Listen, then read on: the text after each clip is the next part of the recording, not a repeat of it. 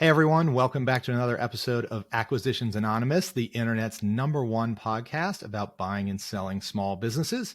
I am one of your hosts, Bill D'Alessandro, and we have a really cool episode for you today that is full of digressions, but I hope interesting ones. So the headline of this is that Michael and I talk about a framing shop in the Midwest, but we actually spend most of the episode talking about brokers, what makes them good and bad, how they position businesses for sale in the market.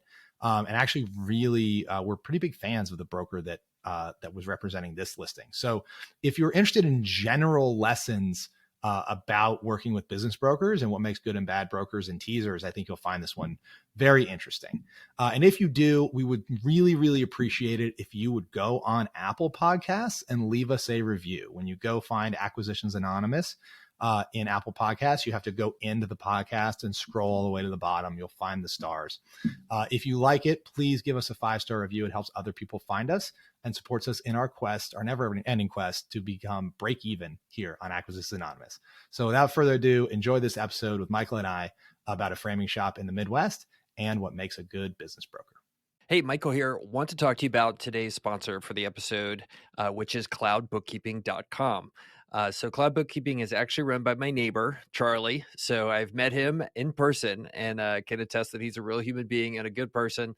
And what Cloud Bookkeeping does is offer a full suite of bookkeeping services, all in the cloud, for you around QuickBooks and other technologies that you're using as a small business owner. So if you're interested in getting the bookkeeping part of running a business off of your plate and focusing on running your business, Charlie and his team are one to call. They can put together a bunch of other stuff in terms of helping you manage and grow your business besides just bookkeeping, sophisticated reporting, definitely helping you get your QuickBooks online set up in the right way, and a number of things around payroll as well. So definitely know them and recommend them. If you want to find out more about Cloud Bookkeeping, you can go to their website at cloudbookkeeping.com, reach out to Charlie. I know many of you have, and see if he can help you make your running your business easier and more fun by letting them help with a lot of the bookkeeping solutions. So, and when you call, mention this podcast. It would help us and help Charlie know that we're supporting him as well. So thanks a bunch, and cloudbookkeeping.com as the sponsor for today's episode. All right. So today we have a profitable Midwest framing and art handling business brought to us by Calder Capital. Who is Calder Capital? Are they a broker? I assume so. That's a good name for a broker. They sound very legit. Sell side advisory, buy side platinum. They have champagne room too, or no? Oh, Tombstone. Man, look at these guys. Okay. Profitable Midwest framing and art handling business brought to you by Calder Capital at caldergr.com. Mills found this, but he's not here today, so we'll do it without him. All right. This opportunity is a leading art dealer, framing, art handling, and printing business in the Midwest. The company additionally showcases our work at its gallery, hosts events, and acts as the intermediary between its network of exclusive artists and the clients. The company manufactures custom framing for anything from sports memorabilia to treasured objects and expensive art pieces to budget-conscious posters. They have a printing system that does options for canvas prints, premium prints, basic prints, decal edging, protective coating, and digital retouching, and they have a variety of other services, including consulting, installation, digital photo restoration, and other related services. They have a network of over 75 exclusive artists who supply artwork on consignment, and then they connect the artist's work to the end client. The company finds talented artists through many channels and constantly receives new artist applications through its website. Very interesting. Okay, so this is like much more of a marketplace than I thought it was, the way they're describing it. The way they're describing it, but I can't tell. It's like, is some of this art just like hanging on the wall in their shop, or are they doing actual, substantial volume? It's kind of smart. Like, you sell frames, something's got to go in the frames. You go, geez, I better draw up demand for artwork and then I can put frames around it. But I'd be interested, is it just a way to sell frames, or are they making a margin on the art or a commission on the art, or is that a substantial portion of their revenue or not? That would be one of my questions. Yeah. Well, it is a total broker trick that knows people are going to value a marketplace business much higher than they are just a normal frame dealer, and to kind of overblow that. And so is this a frame business that kind of throws in some art, as you're saying, or is this like truly like a baby Sotheby's, which is like a great business to be in? So you've looked at like Sotheby's and the other kind of art houses and the way they run stuff. Those Not are crazy deeply. business. I mean, imagine it's like 100% profit margin. They're crazy businesses. Like they charge these like huge premiums. So like every time you see one of those like Van Gogh paintings sell for like $100 million, on the front end, Sotheby's has charged a buyer premium of like 20 or 30% on that. So they'll like clear like 50 or $100 million in one like Sunday afternoon art sale. Just like crazy type stuff. I learned about this by watching YouTube videos. Yes. How do you learn about anything besides watching YouTube videos? I watch a lot of YouTube videos. That's how one learns about things, right? That and listening to podcasts. Last night, Mrs. Girdley's car would not start, and the first thing I did, first of all, everybody was trying to tell me it's the alternator and all this stuff, and I was like, it's the battery. Like, there's just no way this is not the battery. But I needed to change the battery, so I went in and watched the YouTube video on it, and 5 minutes later, like, I knew how to change the battery in a Subaru 2021 Ascent. So it is incredibly cool and just underrated, the amount of instant great knowledge that is accessible to you on YouTube, tutorial video style. Like, it's not like, oh, you can read the manual. Like, here's a guy actually doing the exact thing you need to do right now. Yeah. Well, and it's totally different. Like when, I'm a little older than you, but like when I was growing up and like 22 and I wanted to know how to do something, you couldn't just jump on Google and figure it out. Like Google didn't even exist when I was 22 in 1997. Like, I would have to go drive down to Barnes & Noble and buy a book that was like a year old. Like, that was your option. Like, it was just a crazy time. Everything is awesome and nobody's happy. That's what I keep telling myself, Bill. That's right. That's right. All right, financial performance.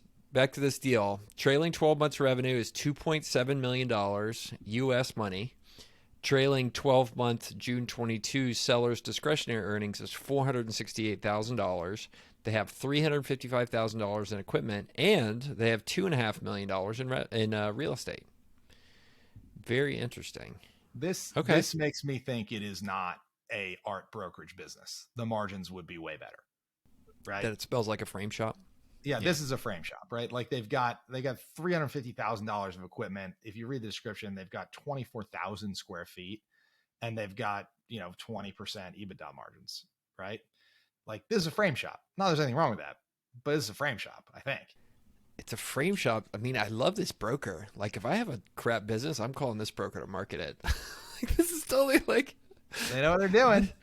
This marketplace connecting you to artists, and it's like, no, it's just some dudes making frames in a warehouse in Cleveland. I mean, you gotta hand it to them. Like, they're probably trying to connect art, people that make art to people who buy art, but mostly just to sell more frames, right? 100%. Nothing wrong with it. Just doesn't make it a marketplace business. Okay, a little bit more here. The company was founded over 30 years ago and remains under the same ownership, and the current owners desire to sell the business to begin their transition into retirement and would like to see a new owner with tenacity and enthusiasm further grow the business. Ownership is willing to provide reasonable and customary transition assistance as the new owners take over and is committed to supporting it through the transition period. Man, after all the deals that we've looked at where people are like, yeah, I want out in 2 weeks. I mean, how nice is it that these like baby boomers are like, yeah, I want to stick around and be helpful for at least a year or two. Now, it's questionable how helpful they'll be, but at least like they're committed to seeing you hopefully be successful through the whole thing. This is the best phrasing on transition assistance I have ever seen in a teaser. It doesn't commit to anything, right? But it doesn't give you the feeling that they're going to bail on you immediately. They're going to provide reasonable and customary transition assistance and commit to supporting the company's growth through a transition period. That's all you want. And like, you can negotiate, as a buyer, you can try to figure out later in the process, if 60 days is appropriate, if 30 days is appropriate, if 6 months is appropriate, whatever. But when they put in the teaser, like, seller will give 2 weeks of transition, like, just immediately as a buyer, like, oh, this guy wants out. I've just never seen better framing than this, where they don't commit to anything, but also make you feel taken care of. I love it. Man, this brokerage is great. I'm impressed by these guys. Maybe I should sign up for their platinum package. They have as one of the links on the side. I don't know what that is. It's like when if you've got like a platinum package, you're like, well, does that mean the regular package is terrible? Like, are you not taking care of me if I don't sign up for the platinum package? Well, that reminds me of my buddy Matt was on a few episodes ago, and he was complaining. And by the way, I've heard this story like 4 or 5 times, complaining about going to the dentist. And the dentist, who's now owned by private equity, tried to sell him a package where for an extra $50 they would do cancer screening in his mouth. And my buddy Matt was livid. He's like, "Wait, if you saw cancer in my mouth right now, you wouldn't tell me?" Like, he was just so mad about it. So anyway. Exactly. Oh, geez. Cool. All right. So investment highlights. They list strong reputation and community involvement, 1 and 2. Which to me, these are like super red flags about how this business works.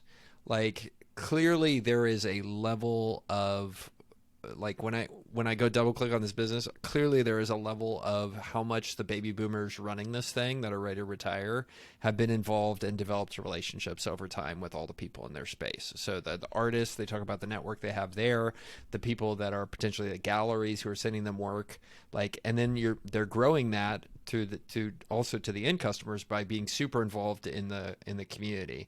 And it says here, the company is heavily involved in the community by actively supporting over 15 charities and nonprofits and implementing initiatives to further increase the awareness and appreciation of the arts.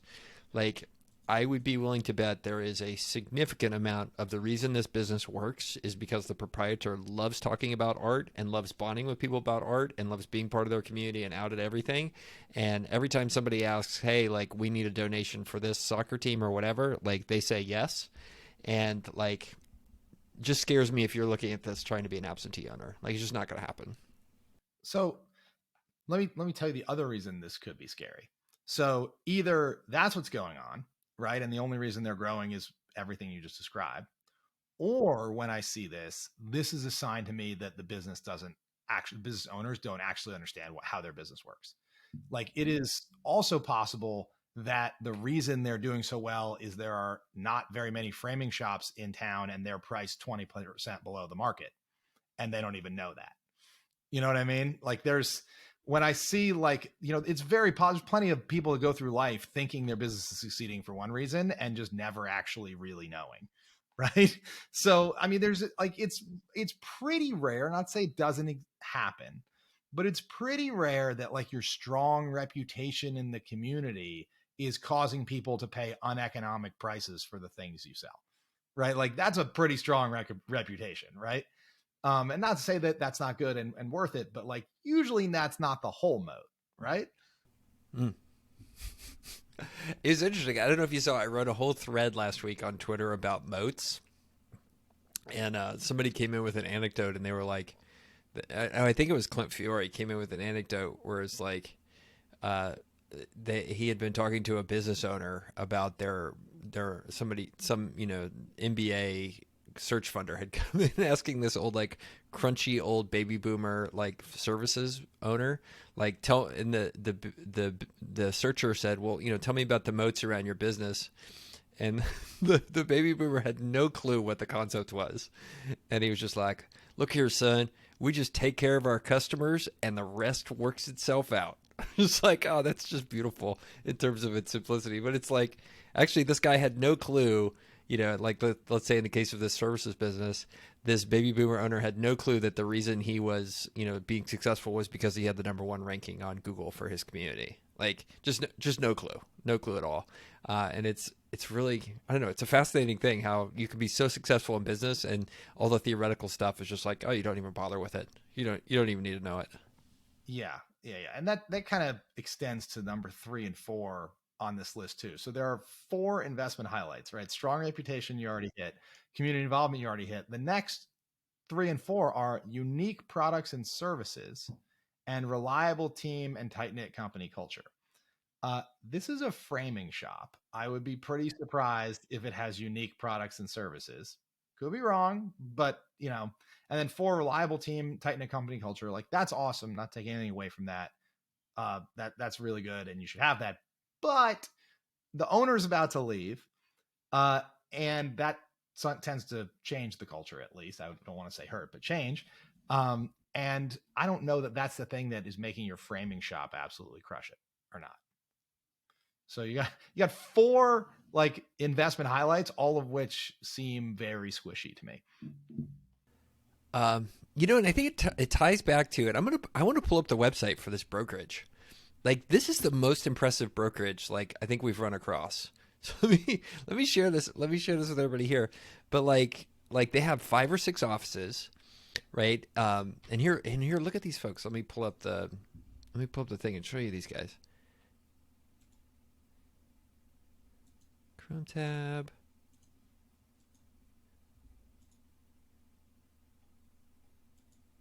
Is it stuck? Okay. So anyway, like this Calder Capital, first of all, they're named like they're an investment bank. And like these guys, like when have you ever seen a small business brokerage looking this professional? Like these people all have suits in their pictures, like they're actually like had somebody professionally come in. None of them are touching their faces or wearing hats. None of them are touching their faces or wearing hats. This just like, man, look at this. Like, if you told me this was like a B team, like New York City investment bank, I'd be like, okay. Like, yeah, it looked kind of like that. But these guys are doing Main Street M&A. Like, it's kind of mind blowing. I like it. You got to hand it to these guys. Calder Capital. I mean, they got a professional teaser here. They're not saying anything. Like, they're basically saying this is what it is. Sign the NDA. And they're not putting their foot in their mouth in any in the teaser in any way. They look professional. Got to hand it to them.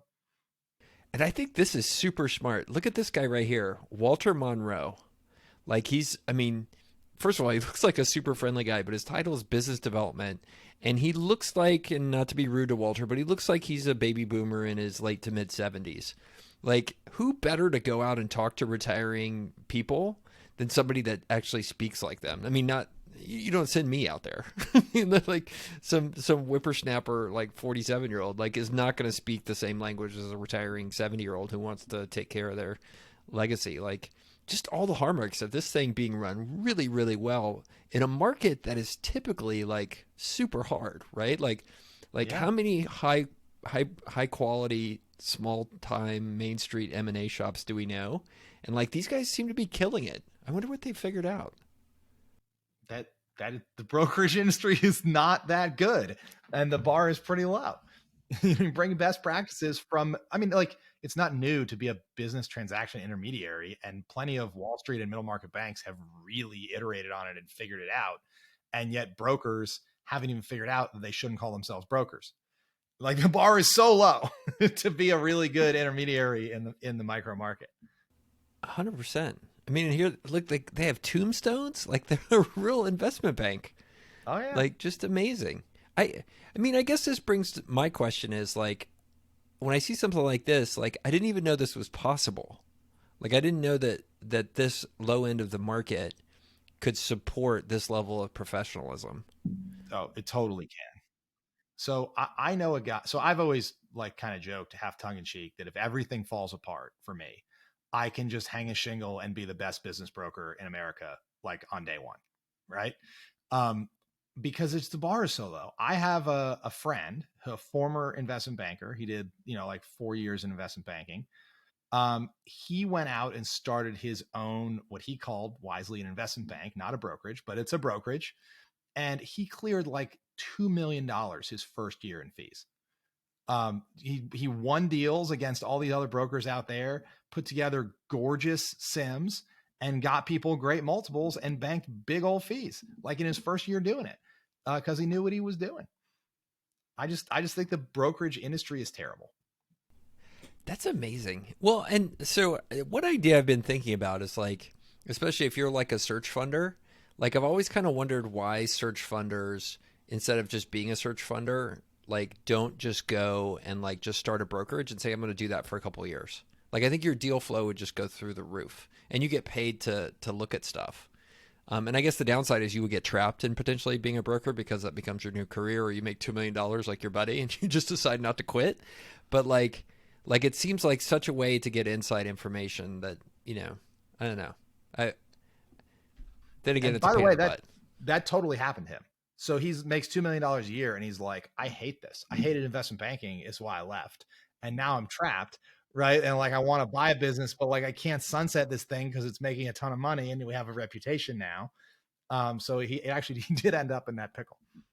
So can he get to a point where he brings on enough of a team to where he can transition to 5 hours a week or something like that and make 2/3 the amount of money or half the amount of money? Or is that the big problem here? Like, you're just trapped. You're a little trapped. I mean, that's what he did, right? Like, he brought on some ex investment bankers, offered them big upside. And he's got a couple guys working for him now, but it's hard to get out of when it's deal work. Like, you don't want to talk to the associate or the VP. You want to talk to the managing director or the guy who's running your transaction, because this is a life-changing transaction for you. And it's, big dollars. And it's client work. So that they want an answer right now. And I don't care if it's Saturday. Or the bank pulls out, when you're trying to be on vacation. It's just, client work is so brutal. So I think that is this thing you just don't get away from. I mean, I think such a testament as I watch the things in my portfolio and the things I'm dealing with, like, in terms of having like both more fun working with it and secondarily like the enterprise value. It's like, if you're in that quadrant of revenue where you can get recurring revenue, is like, I understand why people like that so much now. Like, objectively, I understood it. Now I viscerally feel it because I'm just like, oh, this business is killing it. Like, I'm in this great business. We're doing so good. And you look at, you're like, wait, where's the enterprise value? Right? Because like, it's not recurring revenue, right? And especially if you're in an eat what you kill business, like, it's just, the deck is stacked against you. You got to start over at the beginning of every quarter. And, it's one of those things where like, I learn it intellectually and I get it, but then only after 5 years of experiencing it do I really feel it. If that makes sense. And exactly what I think about this. And this transaction work is just so hard because like, you got to have a book of business you're building all the time. You don't build up a stable recurring revenue thing like you're a CPA firm or anybody else kind of involved in Main Street B2B services. Yeah, it's super lucrative, but like, it's not easy work. It's just not. I mean, think how hard it is to get a deal to come together. Anybody listening to this that's done a deal knows that it is freaking brutal to get a deal to come together. You got buyer, you got seller, you got bank, you got due diligence providers, you got all this stuff. And then you're broker and you're trying to hold all of these insane people together and try to get them to close or you don't get paid. And you're trying to do 3 of these in parallel at any one time if you're having success. When I think and it maybe ties back to what you're talking about, which is, okay, if you're going to live that terrible lifestyle, do you want to work on $4 million deals or do you want to work on $400 million deals? Right. And if you're going to be stuck with a terrible lifestyle, you might as well get paid an incredible amount of money for it as opposed to just a good amount of money. Because like, everybody I know in investment banking, like, we get on Zoom calls and I'm like, you don't look good. You look super unhealthy. You don't look healthy. It's stressful because everybody's yelling at you, right? Like, buyer wants to know where their diligence information, seller wants to know why buyer's retrading and it's your fault, broker. Bank is delaying the transaction. It's your fault, broker. You got to deal with everybody. And to win, and I think it's also shifted as I've talked to business brokers and stuff like that. They used to be able to get retainers back in the day. And like, you can't get it anymore because people, and even on the investment banking side, like, I know you've worked with investment bankers on both sides, and I have recently too, and they're all like, hey, we would charge you a retainer, but we're waiving it. It's like, well, wait, why do you even mention this? I've had it waived 100% of the time. They don't even bring it up. In 1995, I would charge you a retainer, but I've been waiving it for 20 years. I've been waiving it since the Clinton administration. Exactly. Okay, so let's invert this and go back to our thing, and then we'll put this art handling business to bed. Number one, I think our conclusion is this is perhaps the best business listing we've ever read. Like, easy peasy. Like, I can't think of that many that were that much better than this. Smart in every single way. Looks very professional. Like, man, the framing figuratively is like of what they've put together and how they think about the deal, position it as a marketplace. Like, just amazing. But at its core, it's still a frame shop. Yeah. Is there somebody who should buy a frame shop doing $460,000 a year in STE in your mind? I mean, yeah. Like, again, I'm like a freaking broken record here. Buyer business fit. Like, if you want to live in this town and you want to make $400,000 to $500,000 a year, which this business seems to, and you want to probably go to work every day, and just you don't have to make the frames yourself, but like if you want to own a Main Street business in whatever town this is and have a very nice life, rock and roll, man. Like I don't see any huge risks to the framing industry. Like people are going to hang art on walls for a long time. I don't think the internet, maybe when we're all living in the metaverse one day, and and it's just NFTs and digital frames, but like that's pretty far ways off. Like I think people are going to hang stuff on their walls for a long time. I don't see any like fundamental risks. Like this stuff is, if it's nice art, you can't really do it through e-commerce because you don't want to ship it there and back. Things are big and fragile to ship. Like this is kind of an inherently local business. I don't hate it, but like the flip side is never getting any bigger, right? This is growing with population growth in your area, period. And if you're all right with that, sit back, Yeah. Well, and it's probably it looks like this brokerage is headquartered in Michigan. They're in Chicago and, Milwaukee. Like, yeah, it's not exactly boomtown USA. The other thing I think is really interesting is like there are some of these frames that are not contemporary at all. Like who gets this gaudy, like there's a picture here of what appears to be the inside of the frame shop. Who gets this gaudy like Louis XIV frame anymore? Like I just don't know who does this stuff. So pretty interesting in total. But I 100% agree with you. I do think this is a great example of a chance to build wealth as a business buyer where you negotiate to buy their building as well as part of the deal. I think I've seen a number of boomers who want to exit and are happy to have some sort of parallel revenue stream where, say, they're going to hold a seller note on this real estate. Or you use it as a situation where the business is basically just going to be buying you a building over time and you're left with a 50,000 square foot building in Lansing, Michigan, when all is said and done. So this is a great one where the building can be part of your transaction or also part of your upside as you're building your own personal wealth and accumulating it by doing something like this. But yeah, unless you want to be somebody who wants to live in Western Michigan, talk to no-name artists and support every artistic cause and professional pickleball team opening up in your neighborhood and be really part of the community, this is a tough ask.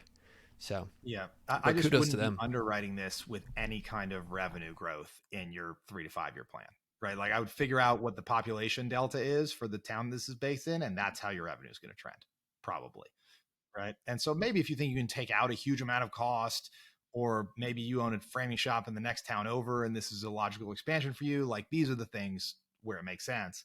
But if you don't have any of those things, this is buy and hold, and it's boringly throws off $400,000 to $500,000 a year, which is maybe not so boring, but that is what it is.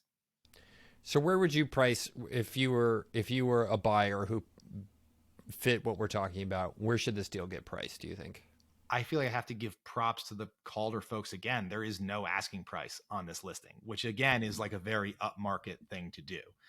It blows me away that sellers in what I'm calling the micro market, like continually negotiate against themselves or put off buyers or whatever by putting asking prices on these things. Like big deals never have asking prices. It's not like, oh, Pepsi Cola is for sale, asking price $47 billion. Right?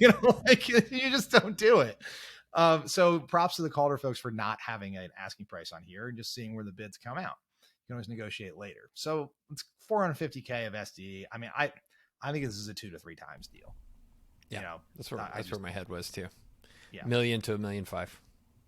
Yeah, type thing. And it's probably very financeable. I bet you can get nice SBA debt on this thing. It's probably stable as heck. It's got some equipment and some real estate value. Nothing crazy.